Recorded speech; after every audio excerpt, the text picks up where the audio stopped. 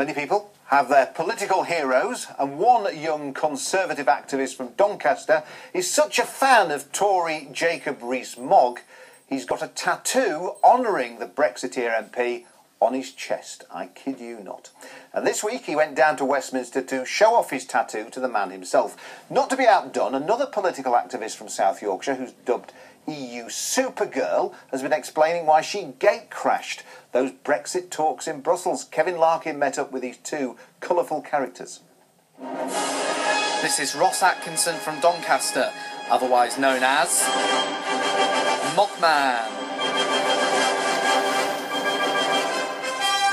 Here to fight for Brexit on behalf of his idol and Tory MP, Jacob Rees-Mogg. Ross met the Mogg in Parliament this week, so what did they talk about? Yes, Brexit was the first thing that came up in the conversation. We both massively agree on the issue of Brexit. He was very supportive of Theresa May, as am I, on her proposals such as paying until 2020 because we signed up in 2013, and we should honour commitment because it is something Britain has always done. It's something we should continue to do if we want a good trading relationship with Europe.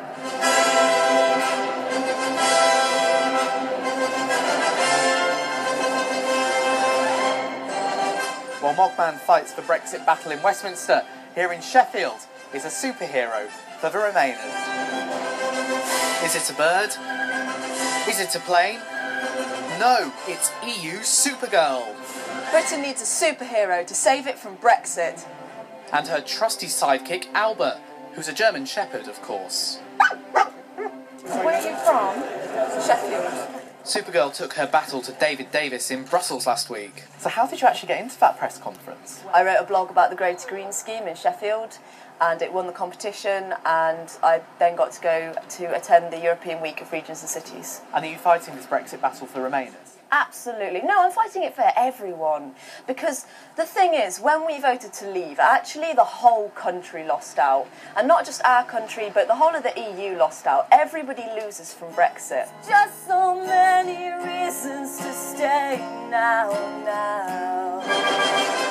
Let the battle of the political superfans begin.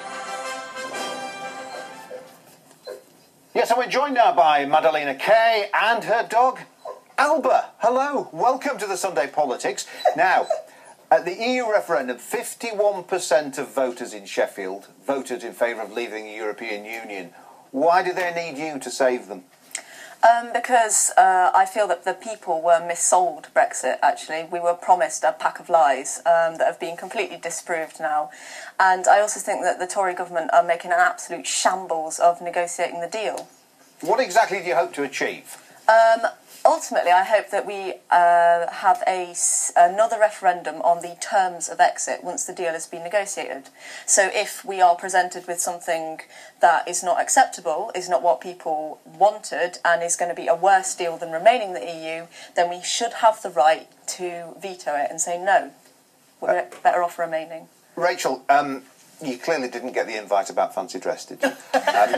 Not you two. No, just, it's always me at the party. Is Madalena right? Do we really need another referendum? Well, I mean, my constituency voted to leave the European Union, and I think the focus now for politicians, businesses, the whole country, civil society, is to try and get the best possible deal. And for me, that means ensuring that there is frictionless trade between the UK and the rest of Europe. I don't want to see tariffs on the goods that we manufacture, or rules that mean that we can't sell our goods and services overseas. And I don't want to see as well the things that we import from Europe being more expensive in the shops. And I think it is possible to do that deal. Look, I was a passionate Remainer. I wish the vote had gone the other way, but I'm also a Democrat, and the people have spoken, and I think that now it's the responsibility of politicians to act upon that and to deliver a Brexit. But I think Madalena is right that a lot of the things that were said during the referendum campaign, £350 million a week for the NHS, for example, they clearly were not true. I would go as far as to say some would disagree, and obviously we've talked about this at great length on this programme. But I mean, ultimately, a lot of people will be shouting at the telly right now, saying we have to respect the democratic result of that referendum. I mean, we're told lies in every election, aren't we? Every election known to since politics began, we've been told lies. Absolutely, but democracy did not end on the 24th of June 2016. We have to respond, to the facts, the evidence, the developments in Brexit. And I also think that, young people did not vote to leave. And if it takes 2 or 3 years to negotiate this deal, all the children that were 15, 16 and 17 and below voting age will then be of voting age and should have a right to have a say in their future. You see, I suspect you've got more in common with our Jacob Rees-Mogg loving friend Ross Atkinson than you think, because you're both young people, Yep. both active in politics. That's got to be a good thing, hasn't it? But you've had a bit of a Twitter spat, though, haven't you? A little bit. We don't agree on quite a lot of issues.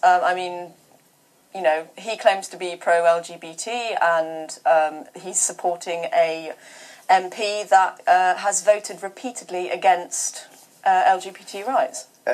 You also produce music as well. You produced a track about Jacob Rees-Mogg. Should we hear a little bit of that? I like a man in a top hat. Hello, I'm Jacob Rees-Mogg. Oh, Jacob! You cannot have a Prime Minister who will not go to war. Who will not go to war. Who will not go to war. Who will not go to war. I am deeply sorry. Who will not go to war. And as the last journey of this faithful pilgrim took him beyond the sunset, took him beyond the sunset. I love you, Jacob. This is the work of Are you going to produce more tracks like that, perhaps? Yeah, there's going to be a whole album. They're being released under a banner called Rage Against the Brexit Machine. We're non-partisan, so this is our anti-Rees-Mogg track, but we've got a track called No Jeremy Corbyn. We've got a track called Pants to Brexit. Okay, so across the political spectrum. Have you ever fancied, Rachel, having a tattoo of your political hero? Come on, be on. You may have one. Yeah, I mean, this is the moment to reveal all. The funny thing about him having a tattoo done of Jacob Rees-Mogg, can you imagine Jacob Rees-Mogg having a tattoo? I think if he really was a Jacob Rees-Mogg idol, he shouldn't be having a tattoo. That's very anti-Mogg, isn't it? Well, I don't know. Well, they seemed to get on okay when they were down at Westminster, but who knows? Anyway, an interesting debate. Thank you both for your time today. Now, I'm going to show off my political tattoos now. No, I've been told that's all we've got time for. Maybe next week. Back to Sarah Smith in London.